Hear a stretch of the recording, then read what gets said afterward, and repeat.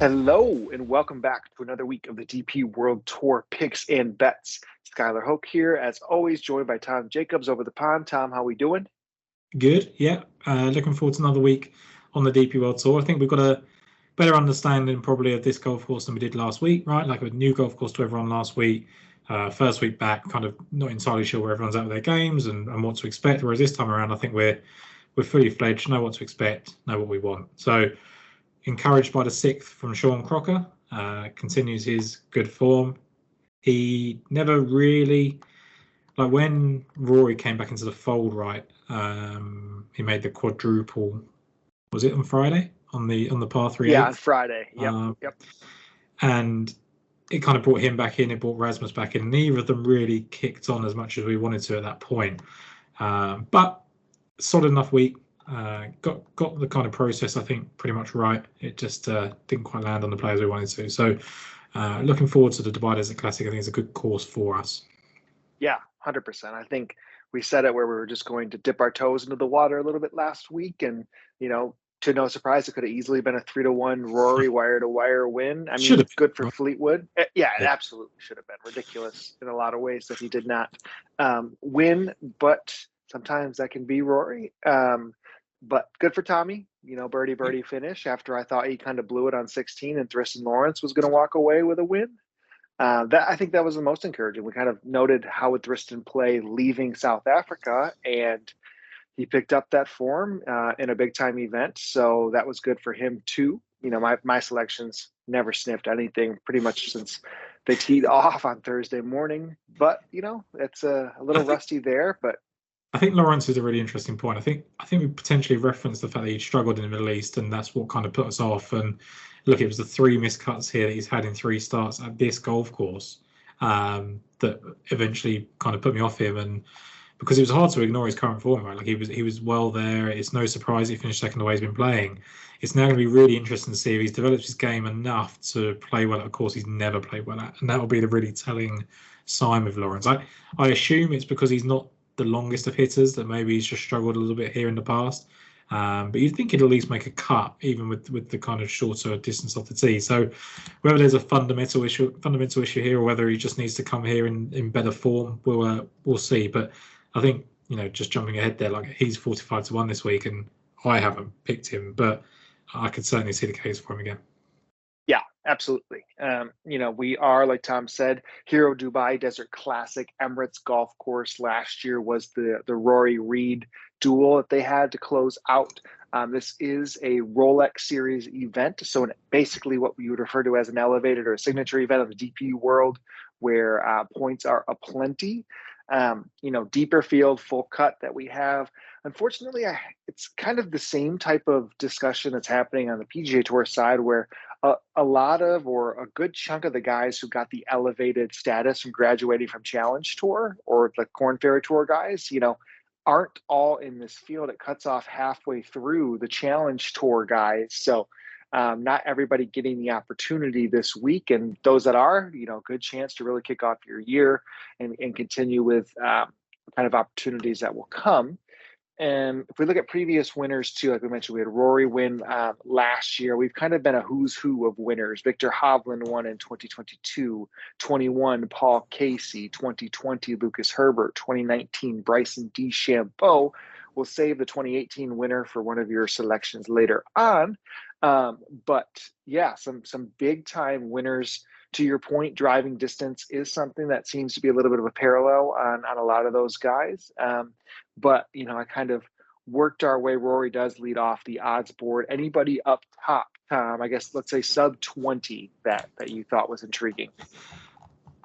I guess there's really only three or four. Yeah, We'll throw Moronk Rory in there. Hatton and Fleetwood. Yeah, like I think Fleetwood could definitely go back to back. I can absolutely see that. I think he can take a lot of confidence from, as you said, like as much as Rory kind of threw it away, birdie finish still has to happen, right, for him to win that. And I think that's Totally says a lot about Fleetwood, and he'll take a lot of confidence. So I could see that. If you start going a bit further down to Moronk and Harman, they're obviously both interesting inclusions. Moronk is obviously the more experienced. This part of the world's been fourth here. But no, didn't get to any of them, which I'll come on to my first pick in a little bit. Obviously, will shoot you off first at slightly shorter odds than myself. But Yeah, I think it's a great event, which is the main thing. Absolutely great event. Anytime you're looking at kind of Harman, Young, and players like from the PJ Tour who are 25 to 1 on the DP World Tour event, it's a good field. Yeah, absolutely. No, it's really cool that Harman and Cam Young are over here. And that's actually only a couple of the Americans or PGA guys now that we have that extra category for those that were on the list playing. We'll talk to bit those. They have deeper odds. But yes, Cam Young, Harman in this range, the Højgaard boys right there too, Rasmussen, Nikolai, Fox and Scott. We're talking about a couple guys down under.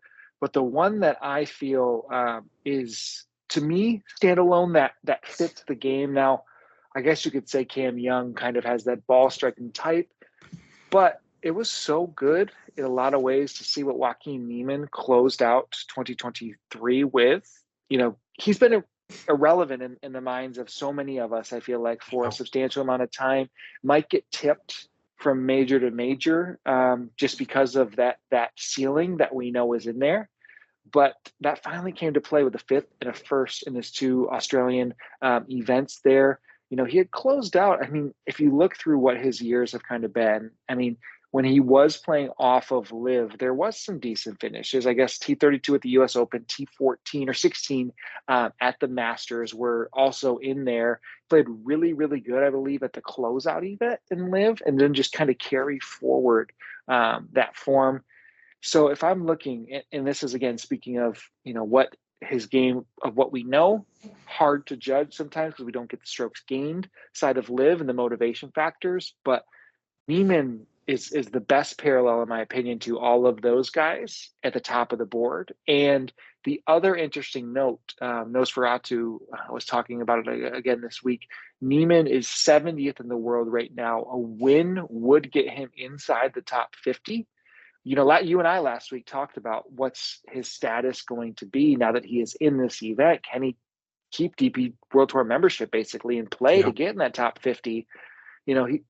He's fun to root for because of his game. It's interesting to watch. And I think this setup at Emirates and what we've seen fits perfect for Niemann. He's 25 to 1. There's if you want that just straight up outright, or there is the each way opportunity with that to 6 places in the States as the deepest odds.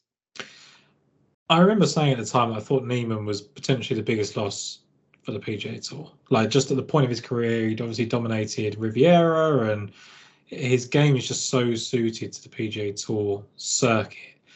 He was at the prime of his career, looked like he was going to be a major contender, all these sort of things.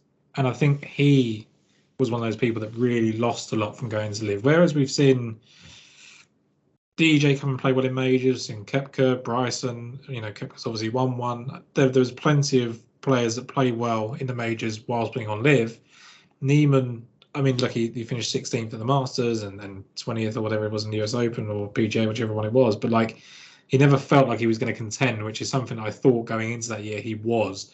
I thought Niemann was kind of capable of doing what Victor Hovland's done, really, Yes. in that kind of breakout. So I think you're right in identifying him as that type of player. I think if he was a PGA Tour player now, coming over like Brian Harman and Cameron Young was, I think he'd be shorter than both of them. I think he would be 18, 20 to 1. I think it's the fact that there's still a little bit of unknown on him as to why he's kind of pushed out to this, despite the fact that we know the last start he won. I think he's a better player than Cameron Young. I think he's more proven than Cameron Young. Not to pick on Cameron Young, but Cameron Young is struggling, and I think that's the biggest distinction there at the odds board. Yeah, that to me was just the complete parallel there. And I think there's a lot of cases to be made in the late 20s, early 30s on the odds board.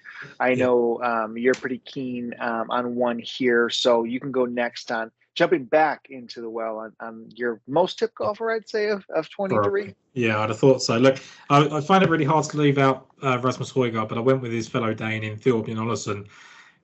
His, record here, 3rd, 5th, 8th and 7th in the past, 35th and 16th even the last couple of seasons. Just absolutely loves Dubai golf. A couple of seconds in Dubai, a couple of 3rds and 4th in the Qatar Masters as well. And obviously, as I said there, a couple of top 5 finishes on this golf course. Didn't have his best stuff tee to green and approach last week, but he was still right in the mix going into the final round, 3rd place, shot 71 and fell away. I'm willing to chance, and I said to you on the show last week, I was kind of hoping that he would not win last week and we'd get a little rise up in the odds, and it's happened pretty quickly. I know that's more because of who's in the field as opposed to people giving up on him, but he just feels like he's been in the mix for basically a year now, since he's kind of really dedicated himself back to the DP World Tour and been allowed to play. And look, 17th in the Open d'Espagne, 9th in the Andalusia Masters, 9th in Qatar, 3rd at the Nedbank, 26th at the DP World Tour Championship, where he was 9th going into the final round. Just a really strong finish to the end of the year, and then comes right back out 3rd after 54 holes last week. So that with the additional course form as well with Ollison, I found it very hard to leave him out. I think the performance, tee to green last week was a bit of a baseline for him, kind of 19th in approach, and I think another top 20 in tee to green. I think there's better to come from Ollison. I think he's going to win again a couple of times this season. Yeah, I mean, I think he can win on the PGA Tour this season, right? Like, I think he's somebody who should be able to step in right away and compete. And I do think there's something to be said for him making the decision to, I believe he's now a Dubai resident. I think that's where he lives and calls home. So, staying home to play these events versus probably get into the Sony, probably get into the Amex, right? Yeah. Like, you're making that decision to almost bet on yourself. That you can compete enough on the PGA Tour when you get there. Yeah. Right? Yeah. Like Campillo, there was an article, I don't remember who wrote it. I'll have to go back and find it. I think Ben retweeted it, where it went through each of the 10 guys, like motivation on what they were thinking for the year. Like Campillo is another one who's staying to play at least the Dubai events, if not beyond, before coming to the States, and felt like he was like half in, half out, where it's a little disappointing because Rasmus would have taken up and ran with that. Like, I hate that those guys got cards over him and aren't going to really utilize it in that manner. But mood point, I agree. Thorbjorn he was the guy probably left off or next on my list, because I really like Jordan Smith too here. If you talk about kind of similar history in a way, 29th his last 2 times here, 4th last week, and kind of just like a steady ho-hum 4th. Like, I don't know. Jordan Smith has definitely evolved in my eyes, or I think the eyes of golf Twitter, just of what he has now done. I wouldn't say it was like a surprise contention, or it was always like you're waiting for the ball to drop. You're waiting for the shoe to fall. Like it. And now, like, I don't feel that way at all with him. I mean, he had an exceptional last year. Top 20 in a major. Multiple top 5 finishes. What he had won in 22 to close out the year, like, it's a new Jordan Smith, and to me overall, I just think, again, if I look at some of the ball striking, last week's ball striking was exceptional by him. Approach game was typical Jordan Smith. So if you can kind of emulate that over to this again this week, this type of course. Now, I like 33 with places more than 40 to win outright, just because of what we have this history with him. Yeah. But that to me was the guy that jumped to me when kind of looking at some course, parallels of past success. I think you're right. I think he has evolved, and I think this is a guy we kind of referenced Jordan Smith of what we thought maybe someone like a Dan Bradbury could be, in the sense that he's performed so well in majors in his short career, and I think that's testament to the player he is. I think he belongs higher up this lead odds board, and he just struggles to get there because he just doesn't get over the line. Whereas kind of Rasmus and Nikolai have won, early in their careers. It took Jordan Smith a little bit longer. I think he's still got, 2 wins or whatever. But it's just a manner of the couple of times he's thrown it away that put people off. But he's still relatively young. Like, in golfing terms, he's still relatively young. He's still got opportunities ahead of him. And I think he's a player that, could play really well on the PGA Tour. It's interesting you mention the players and their motivations. The weirdest one's Perez. Victor Perez has not played DP World Tour or PGA Tour in the last 2 weeks. I guess, is he hurt or just like, I don't know. I don't know what's going on. That wrist was always the thing, but I'm not sure. Yeah, definitely an odd decision. He's not been here. In this area, I thought Yannick Paul was interesting. He keeps just playing well, right? I think with Paul, the reason I went elsewhere, and I'll come on to my pick next, was that I felt Paul and Tristan Lawrence just lacked that little pop off the tee that I kind of want, which is why I went with Laurie Cantor in the end. 60 to 1 best price, I think 40 to 1 with the each way, which I think is good value as well. I think this is out of sight, out of mind case here with Laurie Kanza. I think that, again, another one like Neiman just played really well towards the end of the season in those Australian events. And I was really encouraged by that. He should have got on live with the live promotions thing. He should have got there ahead of Samoa. He threw that one away. But fourth at the Australian Open, second in the Mauritius Open to kick off the to end the year in 2023 and to kick off 2024. I think he could play really well. He's been fourth on his debut at this event. I think there's an opportunity here with Cantor. Whereas someone like Bernd Wiesberger, that I'll just quickly touch upon as I was interested at, Cantor's got this kind of recent form that we can pin our tail to. Like, we know he's playing well, and we know he's played well here and finished fourth. Whereas Wiesberger, he never really showed up on live. Don't know what he's been doing recently. So that's why I've gone with Cantor as the kind of opportunity from the recent live, whatever they are, kind of comeback players. Yeah, no, I think he was probably one. The event last year that popped up my radar was that Open Championship, right? I think he finished 17th, top 20 there, led the field, I believe, in tee to green that week, which was like such a surprise because, again, he had been relatively out of sight, out of mind. I think he Open qualified. And then, like, just kind of following his performances and kind of backdating it. No top 10s on live, but definitely some rounds that showed up a little bit. So it wasn't all that surprised when we saw 3 top 20s, 3 top 5s in a row, basically, if you include the live event from him. And you are getting in odds, I would say, like a mid-range price on him, right? Where was it that you played him, France or the Dunhill Links? You played him, right? Like, I think you put him in. It might have been France. Honestly, it could have been the ISPS. Yeah. I think I honestly bet him at the ISPS when he missed the cut, and he was like 20 to 1. Yeah, like I remember you flashing to him saying, like, he was showing up probably from the Open Championship, and it probably would make sense if it's the ISPS, right? Like after the performance at the Open. Yeah. I do remember you going to him, and I thought at the time, that's pretty smart. Like, I think this is level. I think he's a player that will really benefit from having this settled status on the DP World Tour. He's back here. He knows that he's not going to be playing live next season. And look, people will forget just how good he was before he went. Yeah. And he was a reserve player. He didn't even really defend. He just got in because Sam Horsfield was injured, right? But second at Wentworth, should have won. Second at the Italian Open, should have won. The Portugal Masters, he shot 66 in the final round and lost to George Coetzee. I don't think you can do too much with that. Again, fourth here, fifth at the DP World Tour Championship. So 2 of his top 5 finishes on DP World Tour have been in Dubai, which is huge. You referenced the 17th for the Open Championship, one of his better finishes as well. I already said about Mauritius at the end of the year, another second. So the chips fall a different way. He could be a 2 or 3 time winner already. I know you can say that about a lot of players. We talk about one with Smith there, about how many times he could have won. But it doesn't feel too dissimilar in the sense, like, whereas like someone like a Dan Bradbury just gone and won their first event, knocked it out of the park early, taken there's no stress, no scar tissue, whatever. Cancer might take a little bit longer, but I think the foundation is there to be a long time success.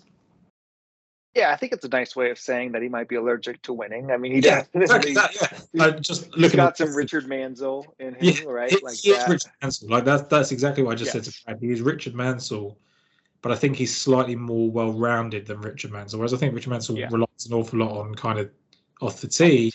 I think Cancer is that well-rounded player that they have. I mean, look, I would have been incredibly negative about Laurie Cancer for a couple of years, but that's when he's been 25, 28, 33 to 1, whatever.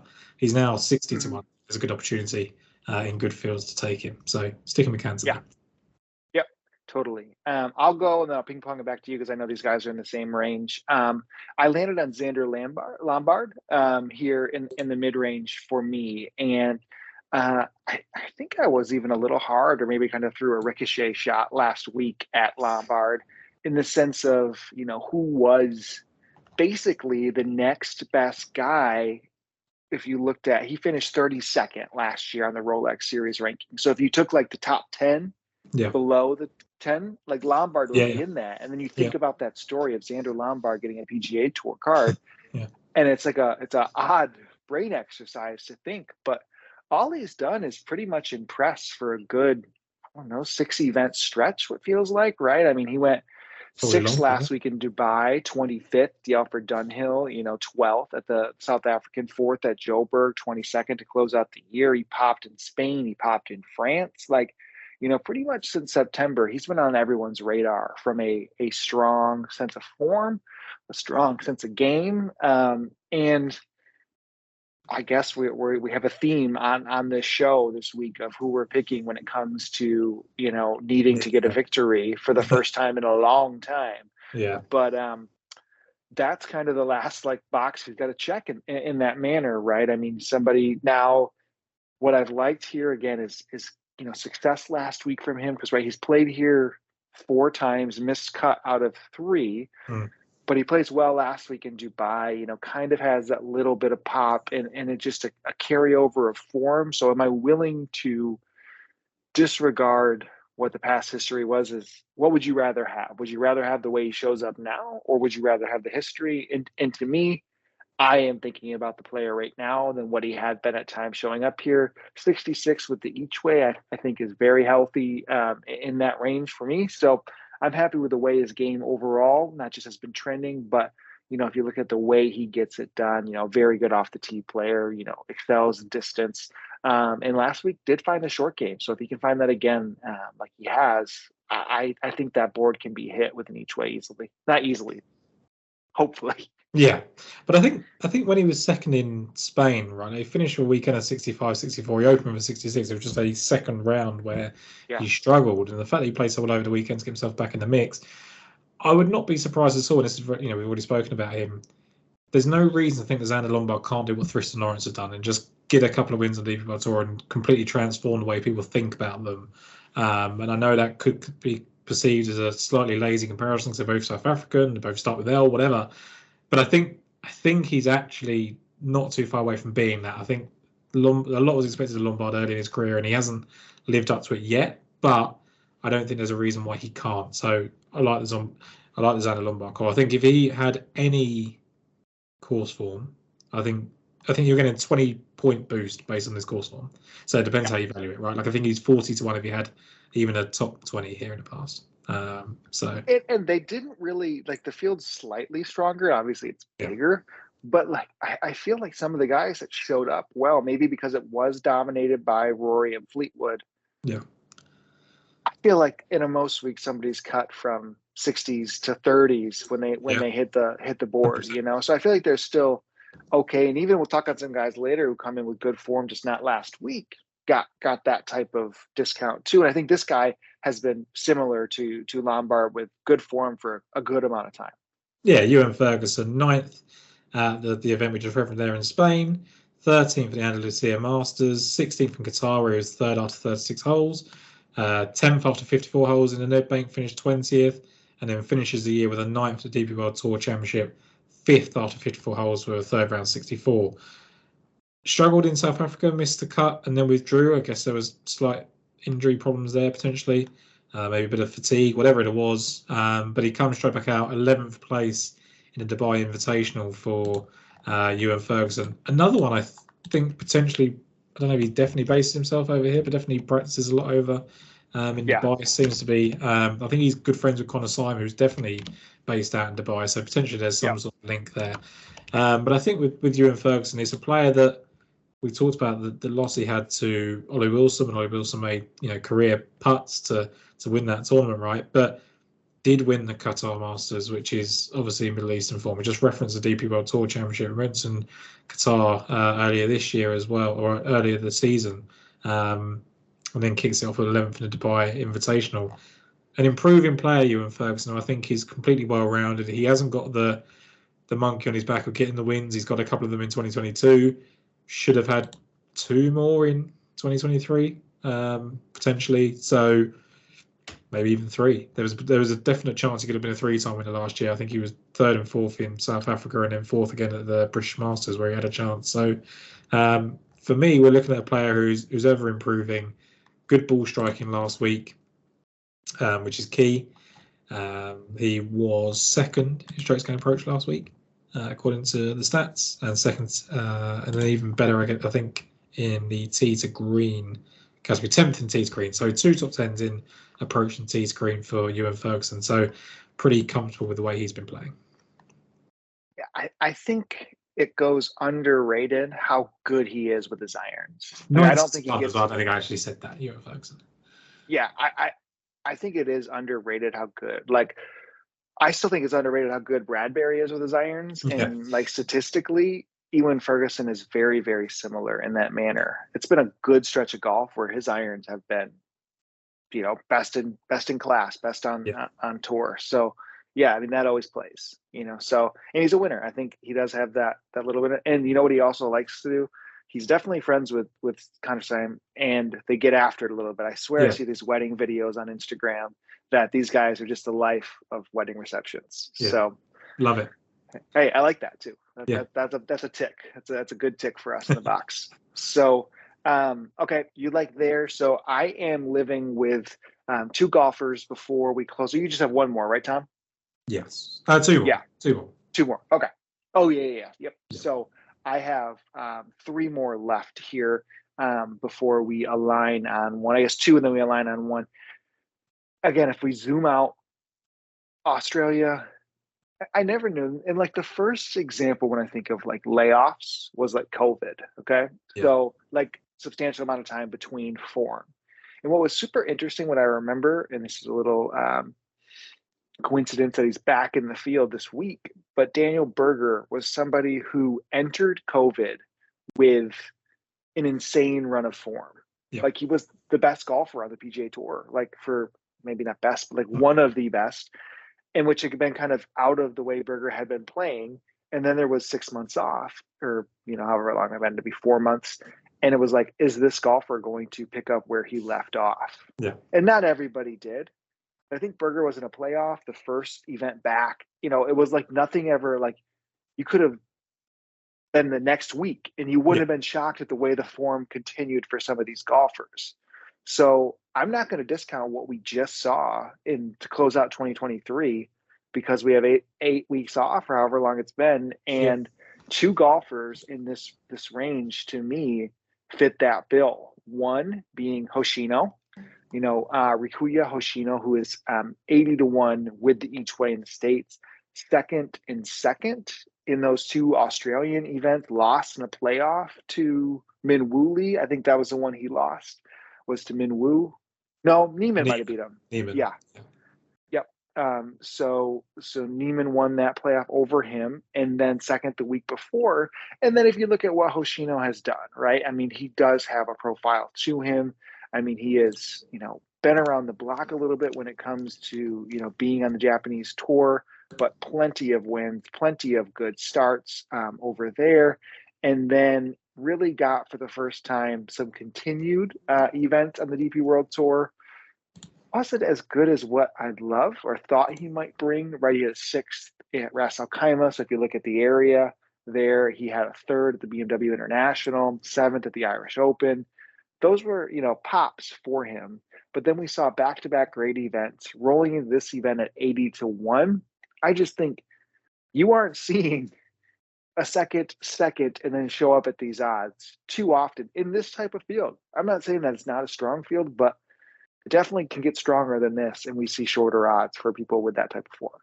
Yeah, look, I'd hate for people to think I'm generalizing. It's not. They're obviously one's Chinese and one's Japanese, but I think Hoshino to me strikes me as like this Ashen Wu type player who I think is just very much capable of coming in and picking up a couple of DP World Tour wins quickly. And I think we were on him a couple of times last season, thought that was going to happen based on the strength of what he's done in Japan. And as you said there, finished the season second, and for all intents and purposes was really strong in that final round in the one that he lost in Australia, right? Like I think a lot of people praised how he played down the stretch. 27 years old. I think I got really excited about Hoshino in one event last season because I was looking at the fact that he had won basically every year in Japan, hadn't he? 2018, 2019, 2020, 2021, 2022. Didn't win in 2023, but obviously then loses to an eagle, by the way, on the second hole to Joaquin Neiman. So he's not even, what else can he really do? Yeah, I'm really impressed by Hoshino. 26th in the US Open in the past. I don't think he's going to be worried if he gets himself in the mix. Slightly shorter off the tee is the point. That's my kind of point when I say about Ashen Wu. Like I think they get it done in a similar way, deadly accurate, can really, have got experience in different levels and can do it here. I think there's a lot to come from Hoshino. Yeah. So he was one that, his short game can definitely carry him at a stage like this. But the one that I think I was most shocked about was still being able to get Jaden Trey-Schaefer at 90-1 after being ninth, fifth, seventh, sixth in his 4 events to close out the year. We've talked about this kid since he was 17, right? He's 22 years old now. Seems like a wily veteran, how long we've been betting this kid. But that, I guess 23 wasn't what I would envisioned for him after getting, his full card. Came out hot out the gates. I think he had 7 or 8 top 20s early on. And then until that fall swing was basically irrelevant. And to string that amount of golf together for him now, weaker fields in his home country, virtually some Sunshine Tour, type of events. But I don't want to say he held his own, because he held his own on when it comes to finishes, but final groups and potential victories might have slipped a little bit.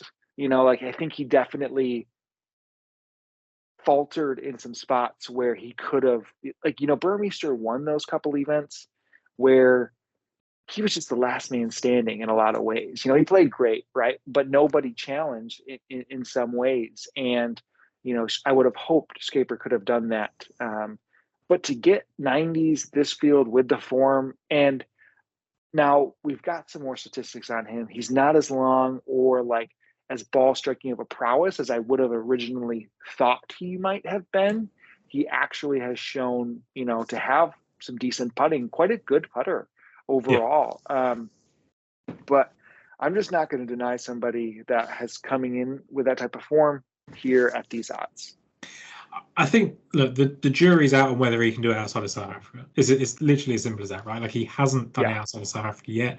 You've already referenced that. But I think that's why you're getting 120, 125 to 1. It essentially is, can he perform outside of South Africa? He's already made a cut here in the past. That's great. It's the type of event that should suit him, the type of course that should suit him. Yes, you would hope that he shows something soon, but this, as you said, 22 years of age or 21 years of age, there's so much to learn. There's so much, when you're playing in South Africa, you're completely comfortable. You know what you're doing. You know where you are. You're staying at home probably most of the time. Whereas, things change completely when you go onto the DP World Tour and travel a bit. So absolutely happy to give him another chance. And I think the next one that we obviously both agree on is someone that has got that, ridiculous distance in Alejandro Del Rey. And he is someone that has shown it in the right places as well. And I think with Del Rey, I think his form overlooked a little bit. I think it's kind of been passed by the wayside. 25th at the Dunhill Links, he was 10th after 2 rounds. He was 17th in the Open d'España. He was 7th after 36 holes there. 27th at Qatar, which I love. Good bit of form line there. And then finished year 5th and 7th in South Africa, where I don't think you'd necessarily think he would do that well. Wouldn't strike me as someone that I'd expect him to do well. And what I've liked as well is that in addition to showing that kind of form in Qatar, he's shown the links form as well and playing well in the wind. So if that happens, I love that. I think he was at Arizona State, right? So he's got this kind of desert form, which I think is huge. And also, again, could be a little bit of a lazy comparison, but I don't mind making it. Alvaro Quiros, 2011, wins a year after Miguel Angel Jimenez and wins a year before Rafa Cabrera Bello. There's 3 Spaniards winning in a row. Sergio Garcia wins in 2017. But what do we know about Alvaro Quiros is that he does it with his distance. When he was one of the better players on the DP World Tour at the time, that's how he did it. Del Rey has that ability to be that player. Quiros obviously went on to win 7 times on the DP World Tour between, there was 9 years apart between his first and last win. Is Del Rey going to win 7 times on the DP World Tour? It's very hard to predict when they haven't won once. But he's won on the Challenge Tour. He's won on the Alps Tour. He's won everywhere he's gone so far, except for the DP World Tour, where he was 3rd in the Singapore Classic, 9th at the Canary Islands Championship, which was another low-scoring kind of wide-open event where you could hit it. I think, was that the one that Higo won, that the Canary Islands, right? So he's performing in those kind of places where you want him to. Adrianaus was 4th that week. I think that kind of shows you what type of player he is. And he hasn't played here yet. And I think we're going to find someone, You look at Arnaus, you look at Angel Hidalgo last year, 8th on his debut. There's something about these desert, wide open events that the Spaniards love, and I think Del Rey is perfectly placed, especially the form that he's in, to take advantage of that. And if he doesn't play this week, I can promise we're going to go back to him next week. Because in my head, I've already been thinking about what Ras Al Khaimah odds look like. And we know that is same area of the world, crank up the distance even more. So if we see even some decent life out of somebody like Del Rey here, I mean, we are absolutely going back next week. But no, I agree with you. And I think we are getting some discounts when we look at 3 players in a row. Hoshino, Scaper, Del Rey all have 0 history here. Yeah. So, again, some good course form. A top 15 last year probably has these guys at lower odds. So, and when I look at on that points guy, which I think is a really good one, Julian Brun 5th here last year on his debut. Angel Hidalgo 8th on his debut. They're 2 people that just come to mind straight away, or that I'm looking at straight away. But there's others that have played really, really well on their debut. Houghton Lee finished 39th on his debut and then won the following year. Scott Jameson 5th on debut. Like there's people that have just played really well straight off the bat here. Laurie Cantor, as I mentioned earlier, 4th on his debut. Mm-hmm. So there's players that just turn up, play well. It's not a course that you need to figure out. It's just one that's right in front of you. Go and play it. And I think that'd be huge for Del Rey and the place that he's at in his career. Yeah, absolutely. So we are both aligned there, 125-1 in the States with the each way. Tom's got one more pick here, but I'm going to make sure I give a shout out to our audio listeners. You can find us on Daily Fantasy Sports Picks and Bets, The Mix, available on all Mayo media networks. For any of your, commute needs, we are here for you. This is coming a little bit later. Normally we're up on Monday evenings for your Tuesday drives. This will be for your Wednesday drives, and got a stretch here again, another week in Dubai next week. And then beyond that, do we have a little break, Tom? I know they like to give us sometimes an odd schedule to kick off the year. Yeah, let's see. No, we're rolling. No. They split. I know they split up into different swings this year, so I think they're more kind of keen to keep a bit of continuity, which is good. Do you want to dive into the final pick? Yeah. Go with your pick. Yep. Final pick, Houghton Lee. He's still 200-1 in the States. He's dropped massively from 300-1 down to 120 in the UK. But what did we learn last year about Houghton Lee? He finished 8th at the Porsche European Open, 18th at the Porsche European Open, won the BMW, the following week.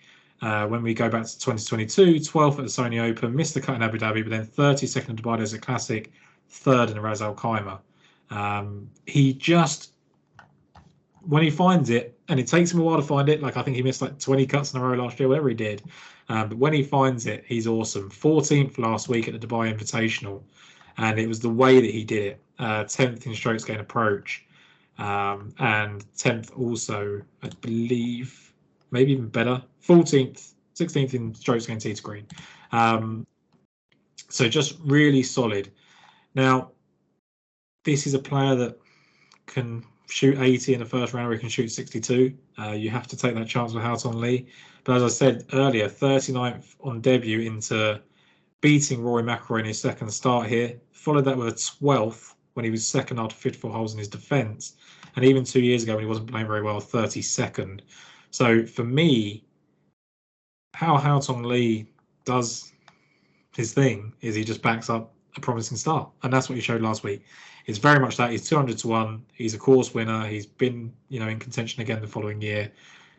Is he that player anymore? Probably not. But that's why he's 200-1 as opposed to 45-50-1. And I'm willing to take the chance that he does what he did last year, which is 18th into first. And this time it would be 14th into first. And he was consistent all week. 10th after round 1, 15th after round 2, and then 11th and 14th over the weekend. So no, he didn't quite get himself into contention, but yes, he was solid all week, and that's huge for someone that was so terrible last season. There's no getting away from it. I think we saw the flash of him winning in 2022, and we thought, this is it, Houghton Lee's back. I think he had LASIK surgery, and everyone kind of got excited that maybe that was all that was a problem. Obviously not, but I think he's ready to go on and win after last week's performance. As electric as it gets, Houghton. It's good. It's good to have him back in the streets. The most volatile player in the world. 100%. I don't know of a more volatile player than Houghton Lee. And if there is one, I'm not interested in them. I'm interested in Houghton. So. Amen. Cool. We'll close it on that note. Tom, will you review your card for us here? Yep. So Thorbjorn Olesen for Oh, me. actually, I'm going to stop you. Oh, We haven't gone through like some randoms in the field. We like to do that. Let's do that yeah. before Let's we do hit that. it. Sorry to put an immediate halt, That but was a huge hole on my start. I know, but I was going to close the show, and it's not right when there's like the number one amateur in the world in the event, and we didn't even talk about him once, right? Michael Thorbjorn Olsen. Yeah. I guess he's second to Sargent, I think, or right in that. Or teeing it up for the first time in I think 3 months. He had issues. He had to withdraw from the Walker Cup. And I thought that was intriguing that this is the first time he's teeing it up. He was great here last year, right? Like, wasn't he in Yeah, contention? he was I think he was 36 hole leader Yeah, or tied for leader, first. finished 20th. Ludwig Ober was first round leader, and then Thorbjorn was in the mix. I think I definitely tipped one, if not both, last year. So I thought that was interesting. And there was another name. Well, Guido finished 13th last week. I didn't want to, let that go by. But yeah, it's like the Kevin Tway, the MJ Defoe randomness that we're going to start seeing in these fields over and over again as this new category has existed. Is there anybody else that we want to make sure we touch on? So Brad mentioned a name to me on the betting show, which is yet to be released. Joshua Grenville Wood. Yeah. Loves the Middle East. He's actually changed his nationality to the UAE, so he's now the top ranked player, which means he gets in all of these odds, all of these events. Very smart. Is that how he did that? Really? Yeah. So he's now ready to go. He's been in contention. I think he was potentially Qatar last year. I think he was right in the mix. Yes. Played well. So Brad, shouts out to him there. It wasn't on my radar at all, but he likes him kind of first round leader to get off to a fast start. So one worth mentioning there. A couple of names I was really surprised at, like 500 to 1. I mean, this is obviously win only in the States, but like Kawamura and Manacero, both 500 to 1. I thought was just wild to me. Like, everyone will know kind of how I feel about Matteo Manacero. He's never really done it here. I think 12th is his best finish, so there's nothing really for me to kind of go really strongly on, but just surprised by how big he is considering the story he is. And then Nick Backham, who's a huge hitter, he's 400 to 1. So, and we mentioned Svensson at the start of the season, didn't we, about these kind of big hitters that I think can just play well on a course like this. So there's a couple of names there that I think can fill out kind of DraftKings lineups and things like that, but not strong enough that I can say they're definitely going to kind of get in the mix. Yeah, I wanted to mention Backham and Svensson both because I hope to see a little bit without a lot this week because, like we mentioned, driver heavy for next week. I think that's where we can really get those guys and get a shot and get into there. The only Kevin Chappell and Dylan Fratelli were the other two that are here. So odd that we're going to start seeing this. Just a shock. The other amateur. Did go ahead. Get in through Q School? Did he qualify? Did he get a card? I don't think so. I don't know why I thought that, but I'm sure he played in it. He definitely. I'm pretty sure he played in the live one too. Yeah, he played everywhere. Chappell, players in position 126 to 200 in the final. So like Schwab is in the field getting that too. Right. From the PGA side of things. I don't know. I was just disappointed that the Challenge Tour guys, like, you don't get all of them in an event like this. And if you go down even further, I mean, I would have loved to see those leading players from the other order of merits. Nakajima doesn't get a spot in this field. Yeah, weird. David Micheluzzi doesn't get a spot in this field. And none of the Q School guys do, either. Like, it's just a interesting. The other amateur teeing it up this week is, I think he's Danish too. Is Frederick? Oh God, Kretrup? Yeah, Kretrup sounds good. Who's got a decent little amateur to him, because normally we get a couple invites. He's 15th in Wagger. He closed out the year kind of mediocre, but he had opened up quite strong. He's nowhere near the odds, but they priced in Thorbjornsen, like he's got it. If it wasn't for his injury, he would have caught my eye because he could drive the ball like almost all these guys. So I'll keep an eye there. But I didn't want to close out without running through the field. So if I'm able to ask, and you deserve to cut me off whenever, and now Tom, your card for the week. Cool. I'm not going to cut you off. I would never do that to you, despite you doing it to me. But Thorgan Lawson, 33-1. Laurie Cantor at 60-1. Ewan Ferguson at 90-1. Alejandro Del Rey at 125-1, who we hope is going to be our kind of dual winner here. And then Hao Tong Lee at 200-1. Perfect. I am on Joaquin Neiman at 25, Jordan Smith 33, Xander Lombard 66, Rikuya Hoshino 80, Shaden Trey Shaper at 90, Alejandro Del Rey 125. Would love a dual winner to kick off 2024. We will be back next week, like we mentioned, Ras Al Khaimah. It is going to be driving distance heavy. So if you have leans early and the show comes out late Monday, that's kind of our early vibe when we get to that course. So feel free to hit us up on Twitter. You can find me at Skyhook DFS. You can find Tom at Tom Jacobs 93. And on that note, we'll sign off here. Tom, I appreciate you as always, and we will catch you guys next week. Thanks so much.